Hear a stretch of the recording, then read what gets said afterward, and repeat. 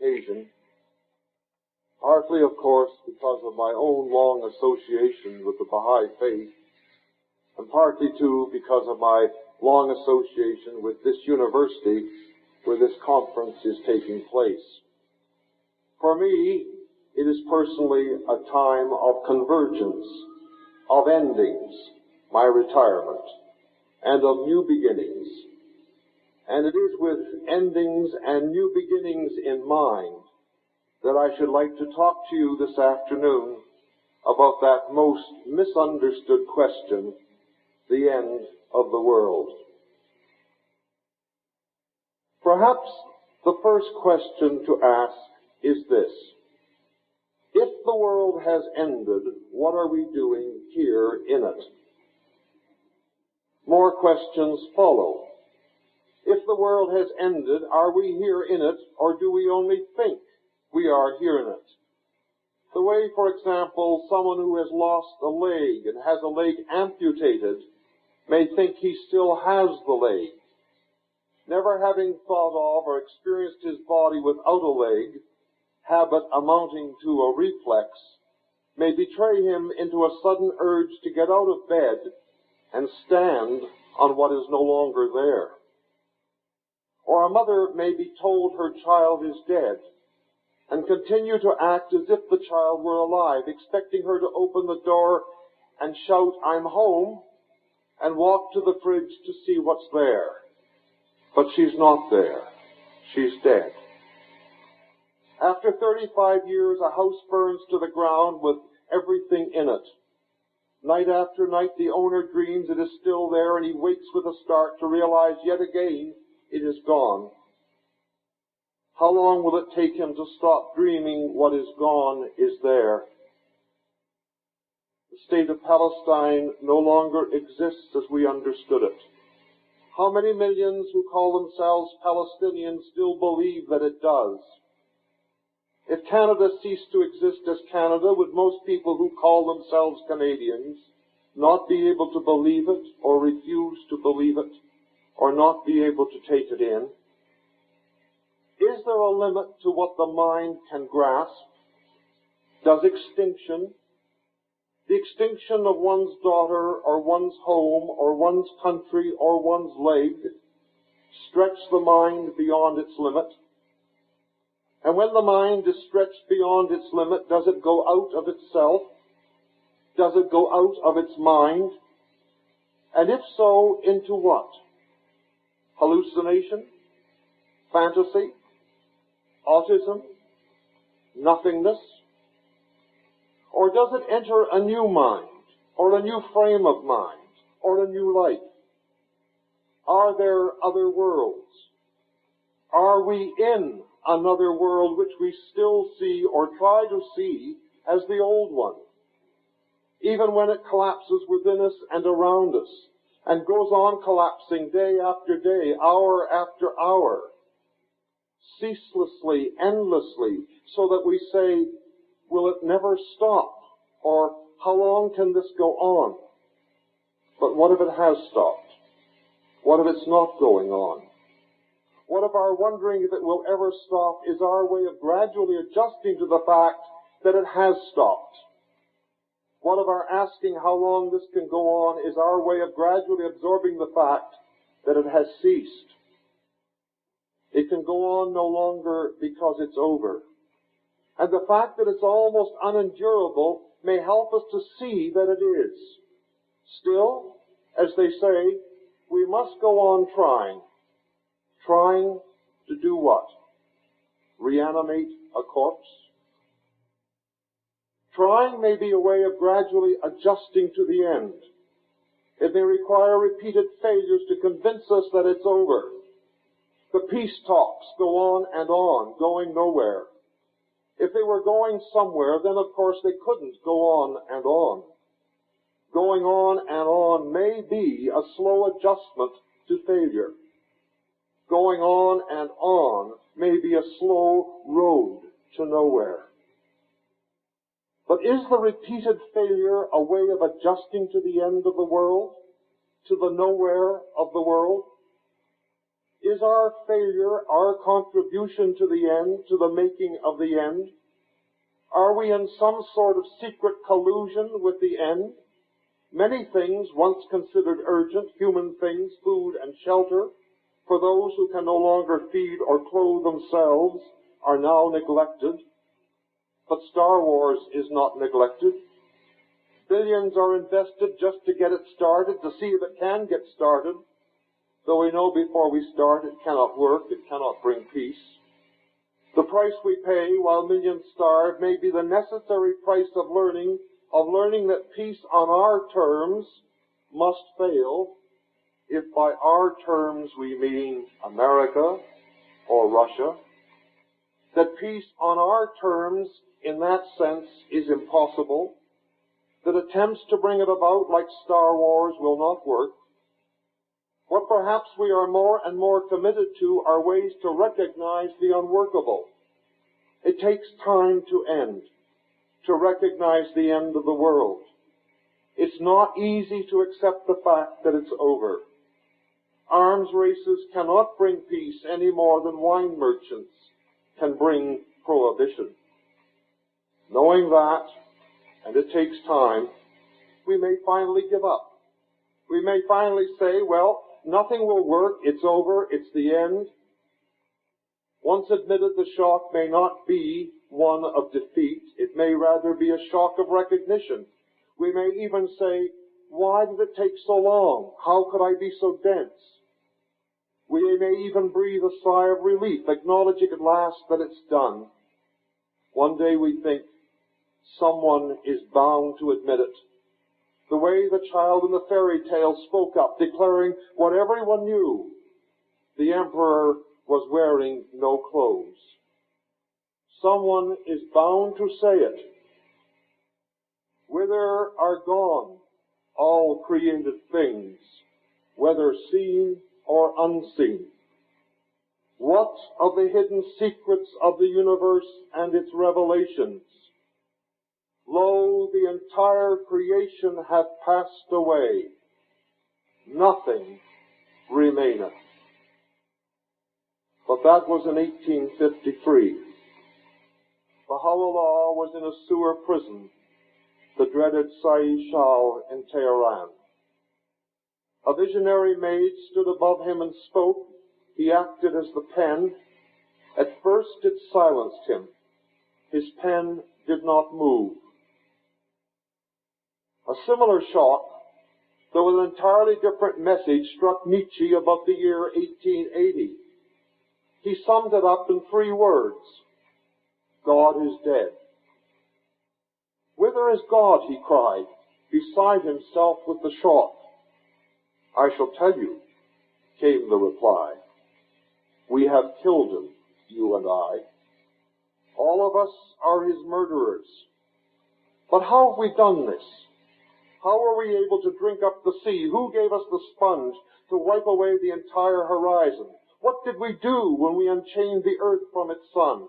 Whither are we moving now? Away from all suns? Are we not plunging continually, backward, forward, in all directions? Is there any up or down left? Are we not straying through an infinite nothingness?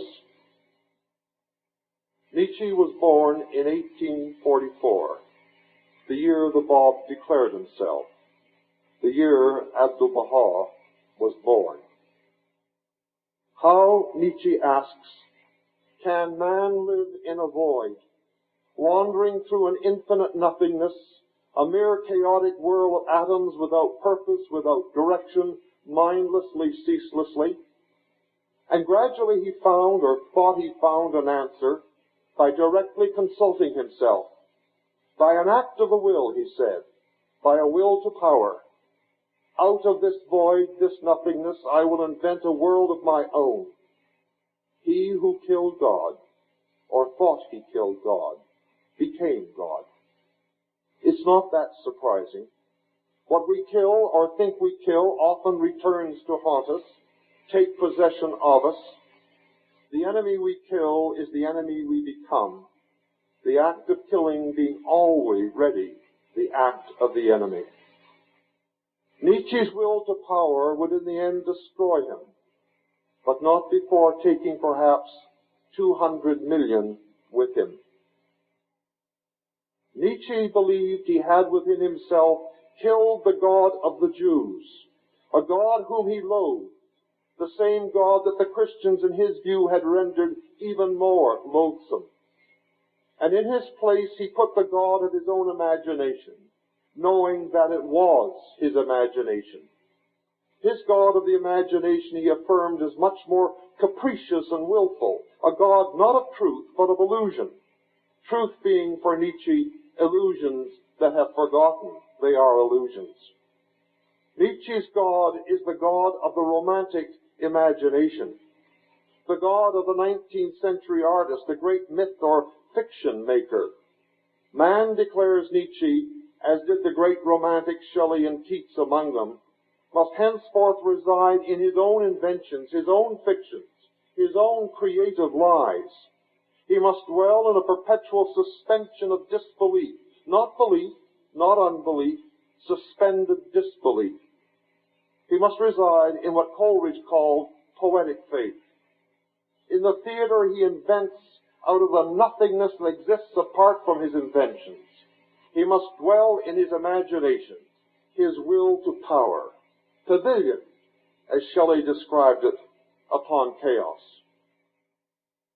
The consequences of Nietzsche's declaration were formidable.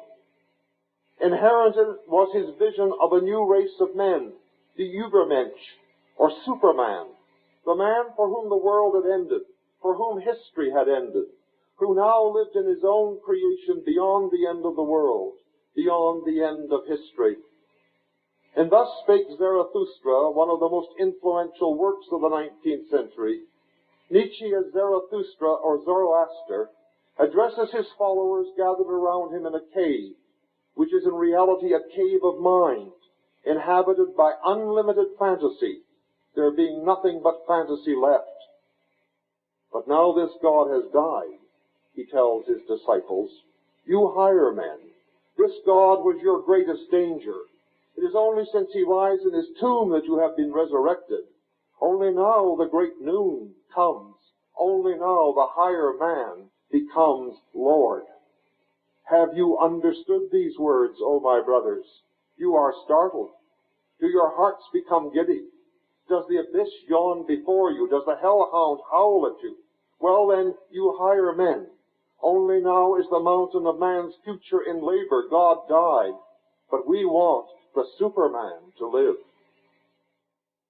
For Nietzsche, only the new race of men, the pure Aryan race governed by a pride and a will to power that rejected what he considered the poisonous humility, forgiveness, and submission taught by the Christian God, in reality for Nietzsche the revenge of the weak upon the strong, would enter what he called the new and higher history that was in reality not history at all, but an eternal right, the eternal reign of the Aryan Superman. The greatest recent event that God is dead, that belief in the Christian God has ceased to be believable, Nietzsche writes, is even now beginning to cast its first shadows over Europe. For the few at least whose suspicion in their eyes is strong and sensitive enough for the spectacle, some sun seems to have just set. In the main, however, this may be said, that the event itself is much too great, too distant, too far from the comprehension of the man, even for the tidings of it to be thought of as having arrived yet. Not to speak of the notion that many people might know what has really happened here, and what must collapse now that this belief has been undermined. All that was built upon it, all that grew into it, for example, our whole European morality. Nietzsche, in however a distorted form, was destined to become the prophet figure of the Third Reich, whose chief high priest was Hitler. The death of the Judeo-Christian God, bringing with it an end to the world, and from that end a new race, a purified Aryan race free of the taint of the Jewish God, as Nietzsche defined it, demanded for its realization an outward and visible sign of that death, which Nietzsche called murder. We have murdered him. That outward and visible sign of the death of God was the death of his chosen people who had worshipped, nurtured, and sustained him, spreading what Nietzsche considered his deadly morality around the Western world. That people had to die. The death of God in its outward and visible form was the systematic murder of 6 million Jews, a murder which in the Nazi view was only the beginning, Hitler leaving it written in his will that the extermination must not cease until not a single Jew was left alive upon the face of the earth. When indeed every Jew was dead, the race having become extinct, the world would then in truth have ended. According to Hitler, the eternal truth could then emerge, all former things having passed away. For the Third Reich, the Holocaust was not a crime. It was the removing of an abscess from the body of humanity. My pedagogy is hard, Hitler writes in Mein Kampf. What is weak must be hammered away. In my fortress of Teutonic order, a young generation will grow up before which the world will tremble. I want the young to be violent, domineering, undismayed, cruel. The young must be all these things. They must be able to bear pain. There must be nothing weak or gentle about them. The free, splendid beast of prey must once again flash before their eyes. I want my young people strong and beautiful. That way, I can create something new. Much earlier in the century, in 1807, another German, Friedrich Hegel, whose secular high priest would become Karl Marx, published his widely influential phenomenology of mind, developing a theory not unlike the Baha'i principle of progressive revelation. Hegel argued that the absolute spirit unfolded itself progressively in nature and then in man, moving with its creative power through the realm of nature until it made its first appearance as human consciousness. With the dawn of consciousness in man, it then proceeded from man in his most primitive condition, in which his consciousness was barely distinguishable from nature itself, toward a separation from nature in the creation of a society governed by the rule of law. Thence it moved from simpler versions of the state, the tribe, the city-state, toward a world state, ruled by a world monarch. Hegel believed that this final stage of the evolution of spirit toward a full embodiment or consciousness of itself had been achieved in his day. He looked at the Prussian state, projecting onto it his own philosophical conclusion, and actually considered Napoleon as a possible candidate for the world monarch. History, he concluded, had come to an end. The eternal truth was now manifesting itself. Interpreted in material rather than spiritual terms by Marx and Engels, Hegel's phenomenology became matter itself in a state of progressive motion, which Marx called dialectical materialism. Hegel's world state, he argued, would not be a monarchy on the Prussian order, but the dictatorship of the world proletariat, in which the state itself would gradually wither away as the proletariat became a self-regulating organism. Now, what I have tried very briefly to describe by means of two historical figures that together span the 19th century, Nietzsche died in 1900, is the apocalyptic vision that is its most characterizing shape. The sense, that is, of a world that had come to an end, and of a new one either born or about to be born. Matthew Arnold, an English poet and cultural critic who did not share the vision of Hegel and Nietzsche, though he wrote about the Bob, described the condition of his contemporaries as wandering between two worlds, the one dead, the other powerless to be born. He could not, that is, discover an energy at work capable of ushering in the new age. He looked, therefore, not more to the culture of the past, fearing the anarchy to come. In 1867, the year Baha'u'llah addressed his epistles to the leaders of the world, both secular and religious, Arnold published his Culture and Anarchy. Looking back on the 19th century, Henri Corbin, the greatest scholar of Persian theosophy in this century, who taught both at the Sorbonne and at the University of Tehran, argued with specific reference to Hegel that, and I quote him, history should have stopped. Nothing should have happened anymore.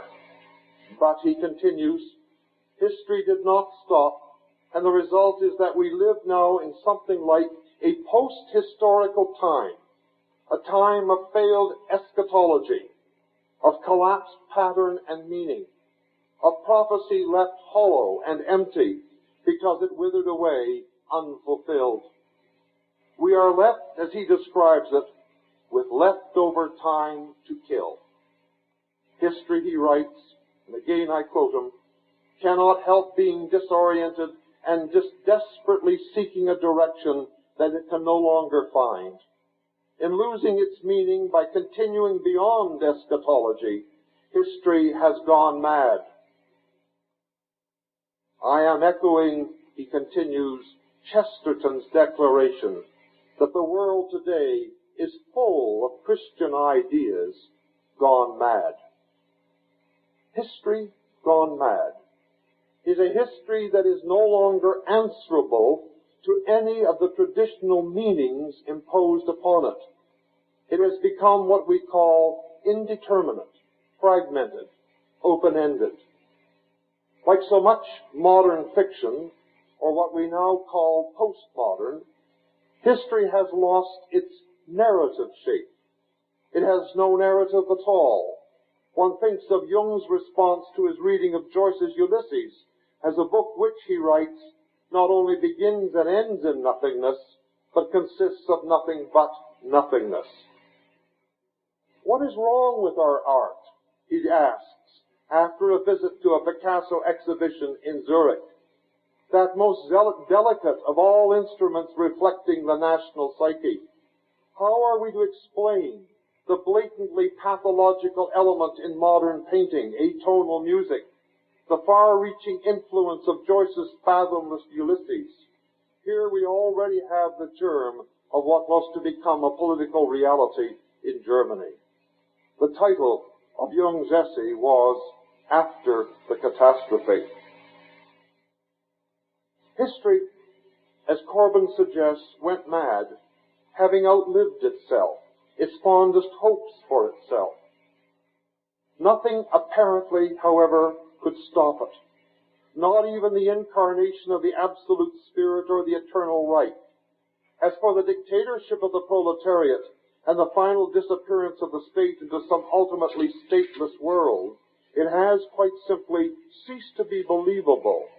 Those who were responsible for it proving to be, perhaps, the least susceptible to or attracted by it.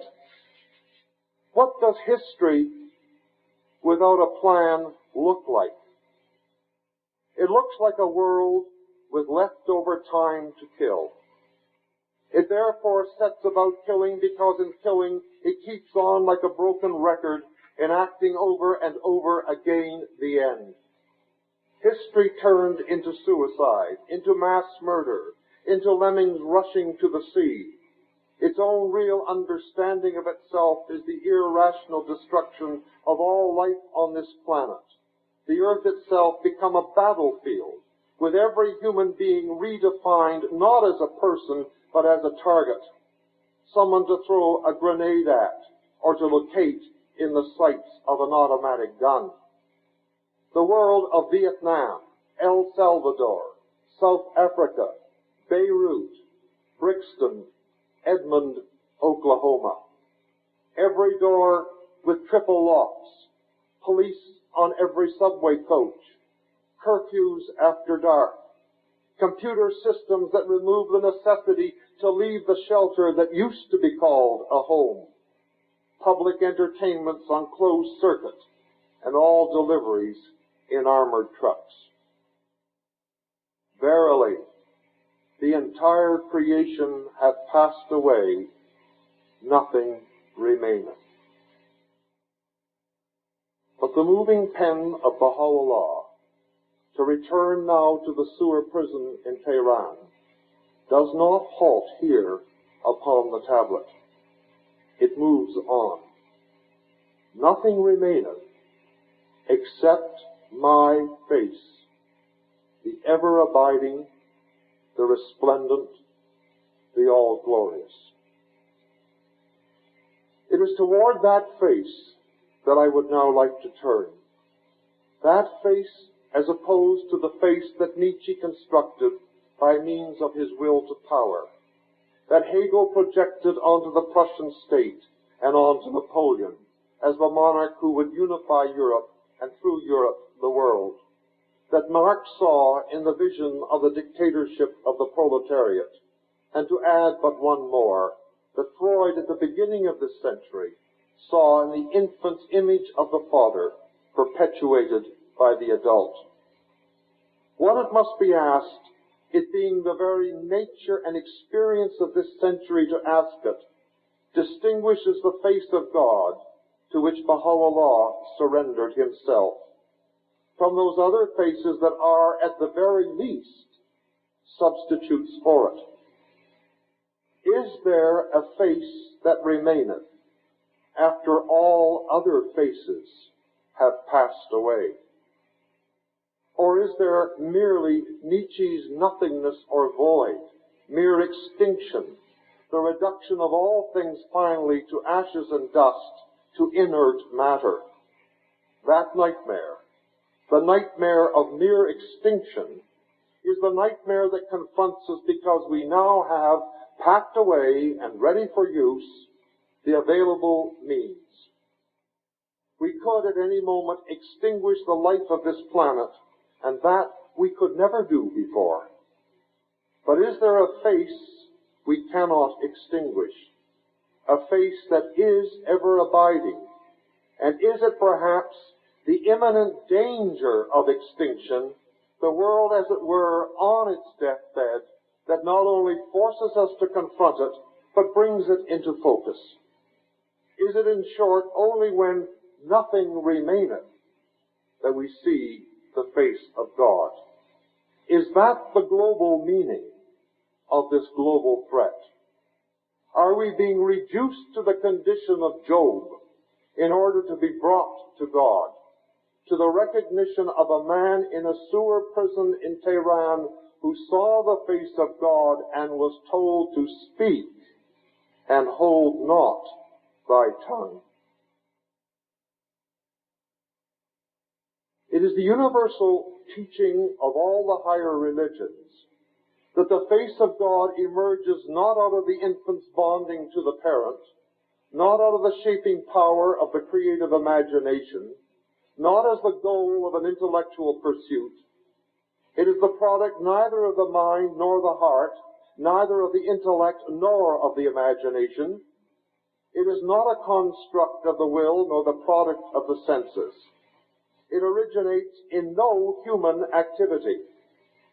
It originates rather in itself, having its life within itself, from a beginning that has no beginning, without cause, unanswerable, except to itself.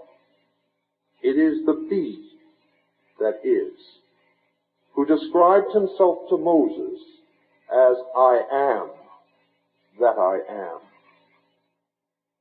How does this being, who is not us, communicate himself to us?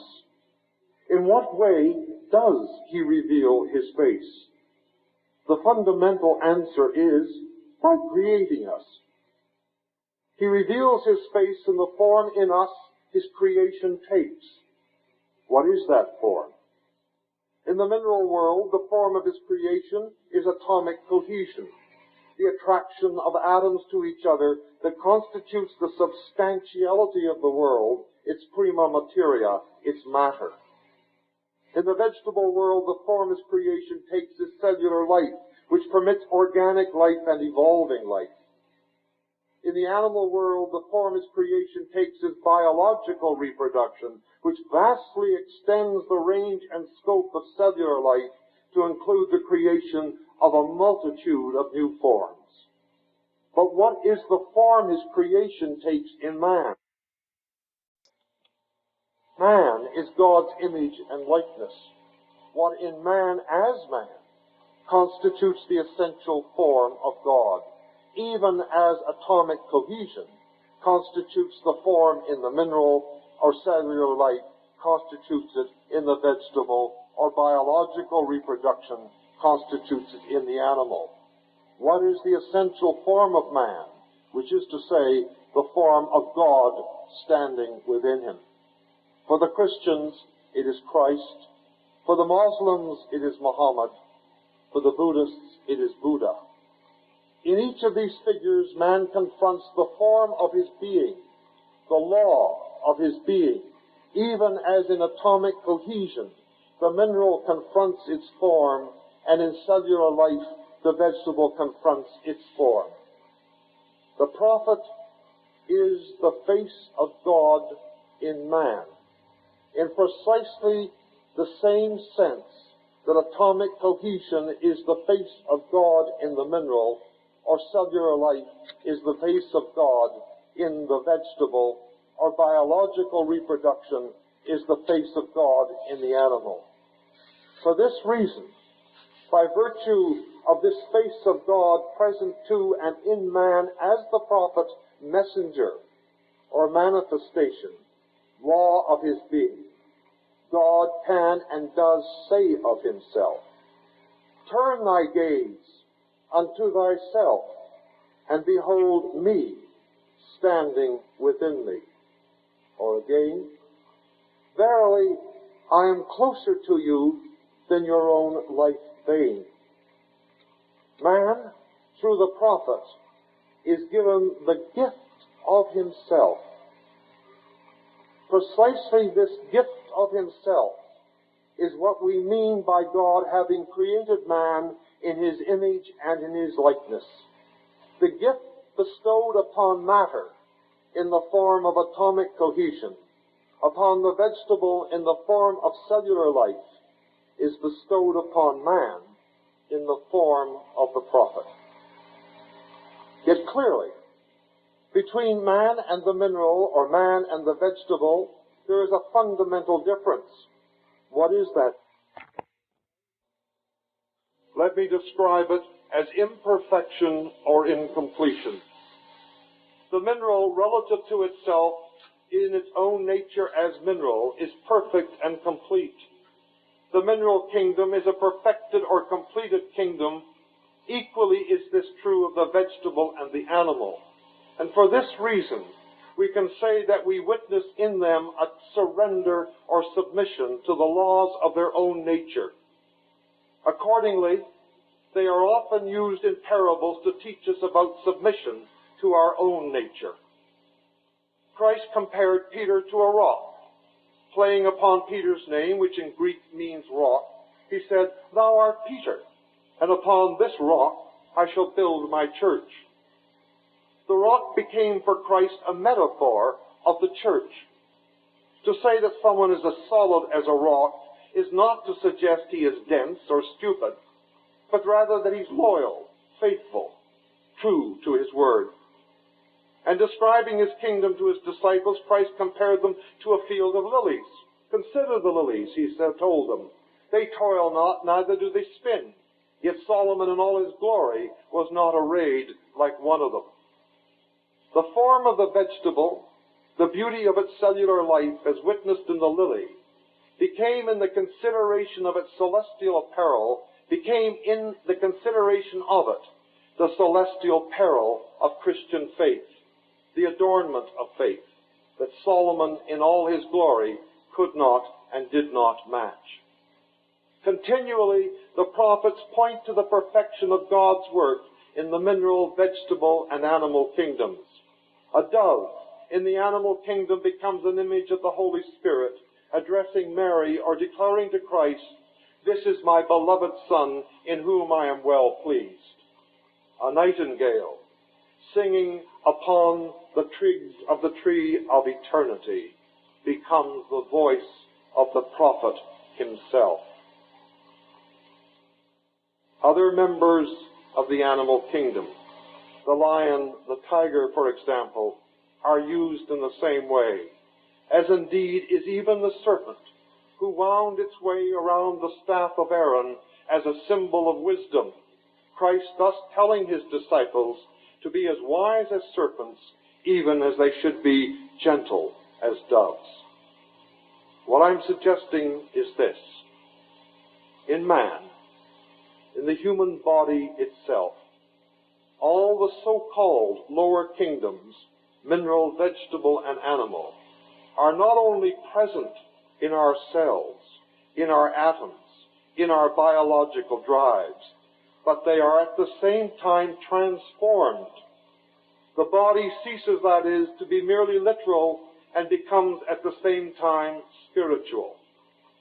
As these forms of life in nature and in the human body take on a spiritual meaning. The body itself, that is, becomes what has been called the temple of the Holy Spirit. This, however, is only possible if the essential form of man, his spiritual reality as revealed to him and in him by the prophet, is present to him. It is only possible if he has first turned his gaze unto himself and beheld within himself the face of God, not in his mineral, vegetable, or animal form, but in the human form. That human form is the prophet. The prophet reveals to man not simply God. He reveals to man himself, the God in himself as image and likeness. And here is the great paradox. The lower kingdoms are perfect and complete. Only man exists, continues to exist, in a state of imperfection and incompletion. Man is the only creature on this planet that does not live according to the laws of his own nature. Because he disregards those laws, chooses to live in ignorance of them, he is not higher but lower than the mineral or the vegetable or the animal. More than that, denying his own reality, substituting nothingness or intellect or the will to power for the image and likeness to which he will not submit, he seeks not only to overthrow himself as the creation of God, but to overthrow all the other kingdoms as well. He will exploit the cohesion of the atom for destructive purposes. He will create monstrous forms by transplanting human limbs, as was done regularly in Nazi Germany. He will poison vegetable life with toxic wastes, and he will, by a perversion of his biological drives, sink lower than any beast. All this he will and must do if he denies his own reality. He will, that is, set out, as Nietzsche did, to murder God, and the result, not surprisingly, is his own madness and global madness, the Holocaust. What partly then distinguishes man, both as a curse and a blessing, from the so-called lower forms, is consciousness. Man alone, of all the creation, is invited to participate in his own creation. This constitutes his glory and his freedom. If, however, he has been granted through consciousness the glory of participating in his creation, he has equally been granted the nightmare of participating in his destruction. The issue now is, will man choose among his options to participate in his creation, or will he choose to engineer his destruction? Against this background of the apocalyptic vision dominating the 19th century, framed by Hegel at the beginning and Nietzsche at the end, let me now finally turn our gaze to the revelation of Baha'u'llah as the law of our own nature, even as biological reproduction is the law of the animal. Let me, that is, return to the middle of the century, to Baha'u'llah in the sewer prison in Tehran at the end of 1852. If the Christian revelation was born in a stable, the Baha'i revelation was born in a sewer. God descending, as it were, to that place where at the end of a dispensation he is most likely to find us. Baha'u'llah entered the prison as a disciple of the Bab and as a Babi and in chains. He left it in 1853 as the one whom the Bab had announced. When his son Abdul-Baha, aged 8, was brought to see his father in the prison courtyard, Abdul-Baha said, "I saw another father." In this respect, he was the first to recognize him, and like Peter before him, he became in that recognition the rock, the center of the new covenant or testament. What we are invited through the writings of Baha'u'llah to participate in is the very process by which the chosen man becomes the prophet, an event that happens about once in 1,000 years, and the Baha'is believe happened again in the 19th century, specifically in the Sa'i Shal in Tehran. Though it would not be for some years, 1863 and 1867, that Baha'u'llah would publicly proclaim this astonishing event in which life itself is restored to its origin and recreated from that origin, much as the cells of the body die and renew themselves every 7 years. When I say that we are invited to participate in our own creation, I mean specifically that into our hands is placed the Word that shows us the very process of creation itself, a process in which we can participate by granting it our assent, recognizing in it the very process by which in this day we come to be in fact what we are, citizens of one country, the earth, inhabitants of a spaceship whose very life and safety depends upon our recognition that we are now the custodians of that life, whose reality is now our cohesion, even as the cohesion of the atoms is the reality of the stone. Baha'u'llah, as a prisoner, compares himself to a man asleep upon his couch, when lo, the breeze of the All-Glorious wafted over him and awakened him to what was not of himself. In the prison, that breeze that awakened him took the form of a maid, standing above him, addressing him as the most exalted pen. Muhammad, in the Quran, records a similar event when the angel Gabriel confronted him outside his cave on Mount Hira. Moses records it as a confrontation with a burning bush, and Christ confronted it in the guise of a dove descending upon his shoulder. All these events are what we call metaphorical events taking place on a different plane of reality than the purely literal or material one that the Persians call the malakut. They can, if you like, be called soul events, like the events in a dream, except, of course, that the world of the dream in our present still limited understanding of it does not comprehend that reality. The divine springtime has come, O most exalted pen, she begins. For the festival of the All-Glorious is fast approaching. Bestir thyself and magnify before the entire creation the name of God, and celebrate his praise in such wise that all created things may be regenerated and made new. Speak, and hold not thy tongue. Arise before the nations of the earth, and arm thyself with the power of this most great name, and be not of those who tarry. Baha'u'llah does not stir. He remains utterly still and silent, as if still unable to comprehend the immensity of what is immediately confronting him, speaking to him. The voice therefore continues, "Methinks that thou hast halted, and movest not upon my tablet." She then interrogates him, searching for the reason. "Could the brightness of the divine countenance have bewildered thee, or the idle talk of the forward fill thee with grief and paralyze thy movement? Could, that is, the overwhelming nature of what in this very instant is taking place have simply overpowered him?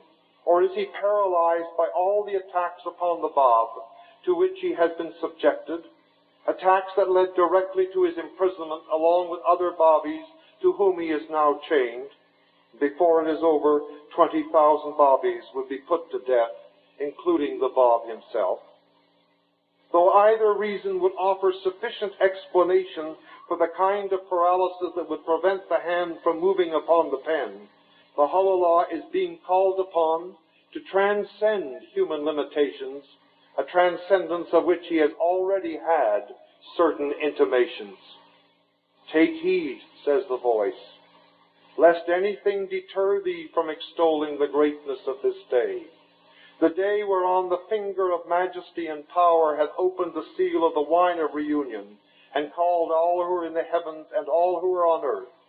Preferest thou to tarry, when the breeze announcing the day of God has already breathed over thee, or art thou of them that are shut out as by a veil from him?" Baha'u'llah must now respond, though already he knows the consequences of his response, a consequence from which he can never turn back, tarry, or pull over himself the veil that would shut him out from the destiny to which he is called. "No veil whatsoever have I allowed, O Lord of all names and Creator of the heavens, to shut me from the recognition of the glories of this day," he says. His recognition of what day this is becomes immediately apparent. The day which is the lamp of guidance unto the whole world and the sign of the Ancient of Days unto all that dwell therein. He then explains his silence. "My silence is by reason of the veils that have blinded thy creatures' eyes from thee, and my muteness is because of the impediments that have hindered thy people from recognizing thy truth." Baha'u'llah is referring, among other things, to his own experience as a follower of the Bab. Though the Promised One had been eagerly and devoutly expected through Shiite Islam for centuries, the waiting had gradually settled into an increasing concern with the time being, with the gaining and harnessing of power among the mullahs until their ecclesiastical authority superseded the authority of Muhammad's chosen disciple. Indeed, the coming of the Promised One they saw a threat to their own carefully crafted implementation of power, even as Dostoevsky's scene in The Grand Inquisitor, the return of Christ, is viewed with alarm and dismay by the Inquisition. The people, the Grand Inquisitor tells Christ, don't want you. They want us. We give them security. We give them bread. You would give them freedom. It's security, not freedom, they want. Christ is told he must leave at once, or the church now will have to crucify him again. It is that kind of resistance to the Bab among those with ecclesiastical power, a power now within months of putting him to death, that momentarily renders Baha'u'llah silent and mute. He adds, however, "Thou knowest what is in me, but I know not what is in thee." Baha'u'llah, that is, cannot yet know what is the freeing strength that comes directly to him from God. What in this instant he knows is his imprisonment, the chains, and the annihilation of the Babis. "Thou art the all-knowing, the all-informed," he continues. "By thy name that excelleth all other names, if thy overpowering and all-compelling behest should ever reach me, it would empower me to revive the souls of all men through thy most exalted word, which I have heard uttered by thy tongue of power in thy kingdom of glory, it would enable me to announce the revelation of thy effulgent countenance. If, then it would. The situation is still conditional. It is not that Baha'u'llah is resisting. It is rather that he is by degrees fully awakening. Several metaphors of the Holy Spirit are operative: the maid, the breeze, the brightness. But the supreme metaphor to which Baha'u'llah shall return in a startling fashion at the end of the tablet is the wine of reunion, which is now being uncorked, calling all who are on earth and in heaven to what in Revelation is called the marriage feast of the Lamb, a marriage feast associated with the descent of the New Jerusalem, descending as a bride adorned to meet the bridegroom. The uncorking of the wine becomes in the great metaphor the finger of majesty and power opening the seal, that again picks up the great images of unsealing in the book of Revelation.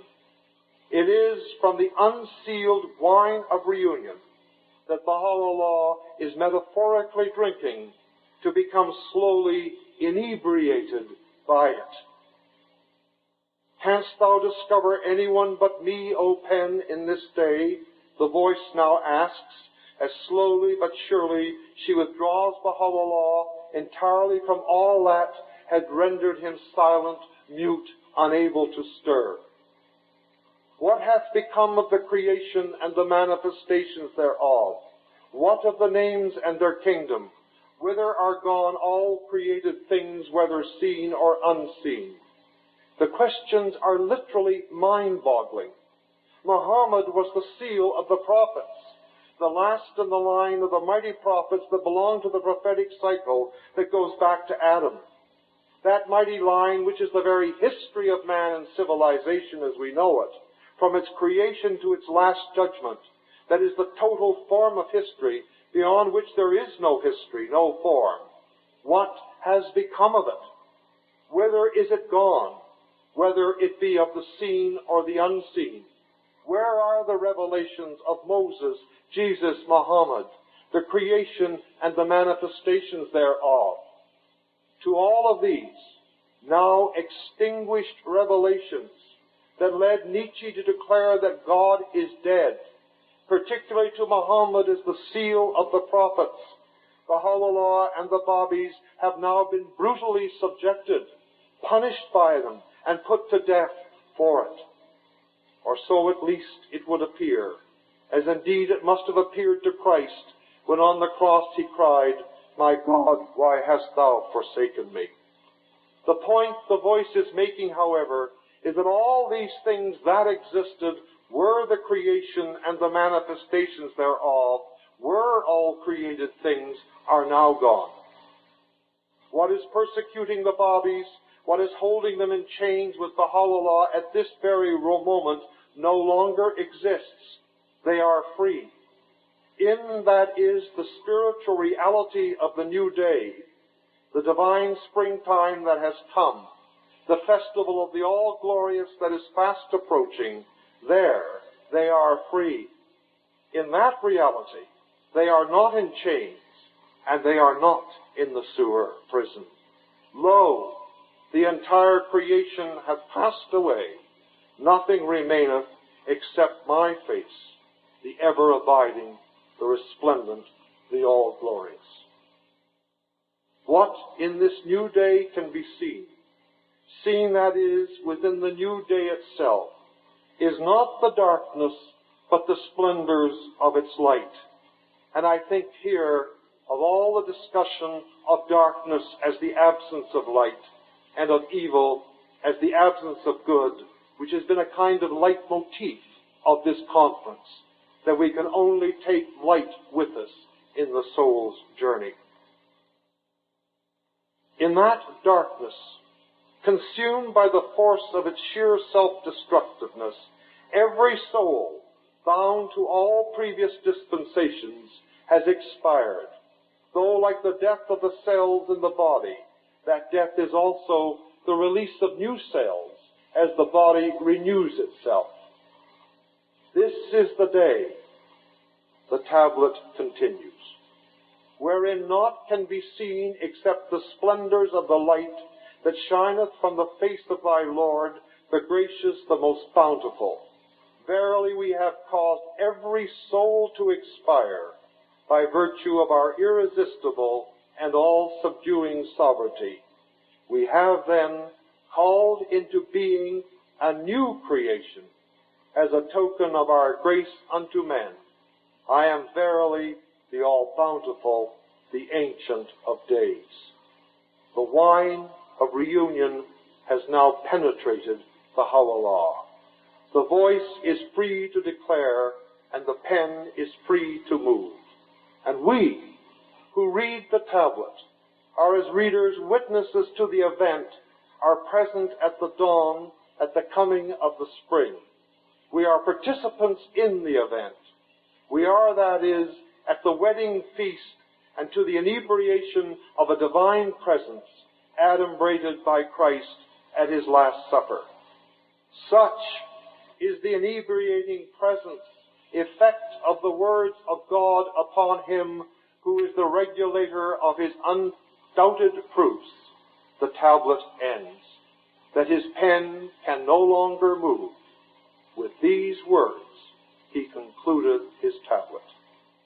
Lo, no God is there but me, the most exalted, the most powerful, the most excellent, the all-knowing. It will, in conclusion, I think, be apparent that whatever one makes of it, however one judges it, there is a difference between Hegel and Nietzsche on the one hand and Baha'u'llah on the other. Hegel at the beginning of the century, 1807, Baha'u'llah at the center, 1853, and Nietzsche at the end, who died in 1900, construct what I would call an apocalyptic trajectory that fires finally in three quite different, though interacting directions, one of them being, of course, the direction we are exploring at this conference. That we now live in one world is a reality that no conscious person could deny. That one world still confronts us as a nightmare from which we are struggling to awake, is a truth of experience that most of us would affirm. That we are awakening, coming to grips with the nightmare as one might struggle to interpret a dream, is a view that remains problematic. The signs of a new day surround us and inhabit us as the sea surrounds and inhabits the whale. Where we stand or swim in relation to them depends upon the kind and degree of awareness we are prepared to bring. The gift of consciousness is what sets us apart from other forms of creation. It's an unfolding gift. Its scope expands. There is nothing final or sealed about it. It cannot be contained in a wrapping. However beautifully the wrapping must again and again come off, God does not come gift-wrapped, tied with a bow. Consciousness now declares that the earth is one country, and whether we like it or not, mankind is its citizens. Unity is no longer a dream. Our consciousness awaits to find it true. It is the immediate law of our nature, as commanding as the cohesion of a stone and the instinctual drive of a beast. Baha'u'llah, awakening to that reality, was, the Baha'is believe, mankind awakening to himself. He stands if he stands within us, or he does not stand at all. Consciousness gazing within, always the one pole of religion, opens a world that is simultaneously without. At its center, its point of conjunction of inner and outer, stands the prophet, binding into one what is called a new creation, but is in reality the creation itself, newly conscious of itself, as if, in Eliot's words, the end of all our exploring will be to arrive where we started and know the place for the first time.